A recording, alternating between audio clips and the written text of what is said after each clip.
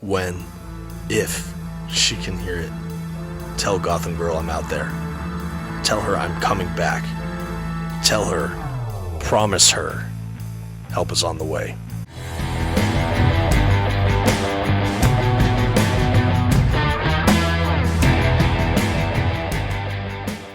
Greetings from Gotham, everybody. My name is Dominic, and this is the Comic Book Report, where we review comic books and graphic novels so you can get an idea of what to read. This week on the Comic Book Report, we're doing Batman Rebirth Deluxe Edition Book 1. A couple of quick facts about this collection.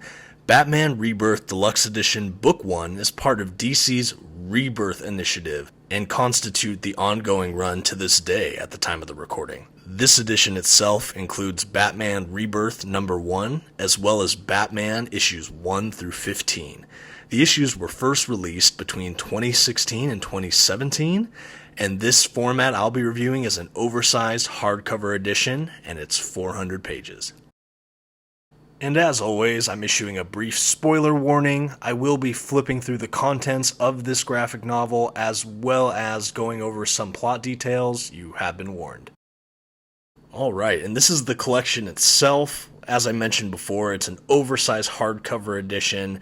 This Batman collection is primarily written by Tom King with pencils by David Finch. And regardless of what you might think of the content, you have to admit the collection itself is a beaut. Oversized hardcover, very sturdy paper quality and dust jacket, as well as some amazing under the dust jacket artwork. I know in my life, when the Rebirth era over at DC started, I was taking a little bit of a hiatus from comic collecting, but I was still vaguely aware that this was going on. At the time, I still hadn't finished all of Snyder's run on Batman, and I just was skeptical to jump into a brand new run. And now, years later, I'm so happy I did, because I was able to wait long enough to get this oversized collection, and it's just amazing. For those of you thinking about jumping into the Batman Rebirth run after just finishing all of Scott Snyder's, I can definitely recommend the parts of this run I've read. I've read about the first half so far. But that being said, it is a bit of a tone change. Snyder, for my money, is the best continuous Batman run I've ever read.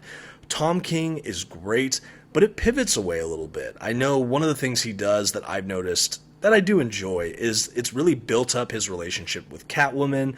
There is some love angles and relationship growth, obviously, and the man really seems to enjoy Bane, which isn't a detriment, but it is a lot of Bane, I've noticed. Before we get to Bane, though, there's a great little Batman Rebirth one-shot that sets up the current status quo, brings Duke back into the run, as well as has a very interesting take on Calendar Man and the changing of times and of the season. A great start to the collection. After that point, it gets into the first larger story arc within this collection, which is I Am Gotham. The story starts where basically Batman's trying to save Gotham City from a plane crashing into it. He realizes as he's trying to pilot it towards the water that he might die doing this. But never fear, he is saved by the sibling heroes Gotham and Gotham Girl, who appear to have Superman-like powers.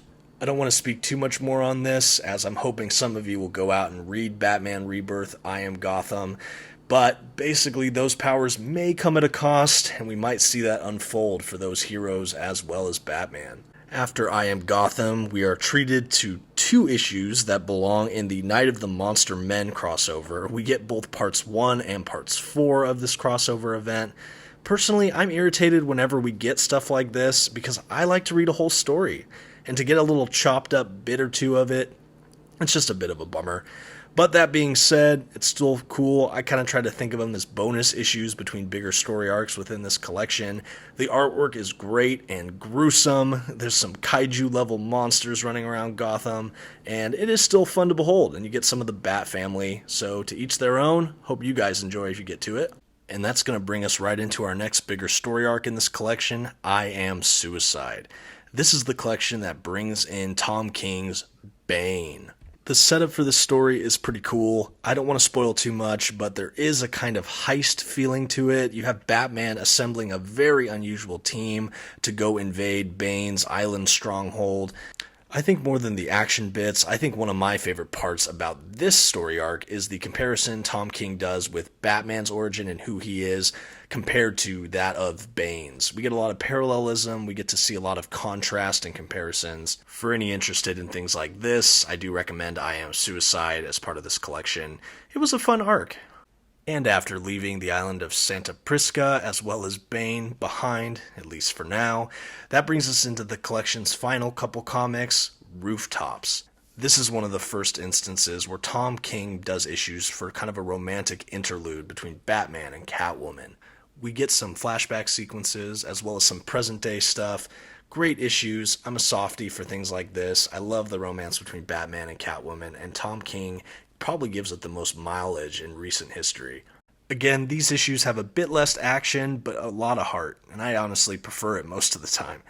Great collection. After that, we get an awesome kind of variant cover art gallery at the back of this book. Like I said, the oversized art throughout this collection is beautiful, and it's great whenever you see little extras like this. This may not be the Scott Snyder, Greg Capullo run, but I do believe Tom King's run deserves a place on any Batman collector's shelf, and DC Comics should be applauded for this beautiful oversized hardcover edition. And with all of that said, I think that the only thing left is to give this comic a grade. For the sheer amount of content and beautiful formatting of this collection, coupled with the fact that it is a great entry point for new and returning Batman fans. Not to mention, it really puts a lot more time into the romance between Batman and Catwoman, a personal favorite of mine. The Comic Book Report has to give Batman Rebirth Deluxe Edition Book 1 an A-.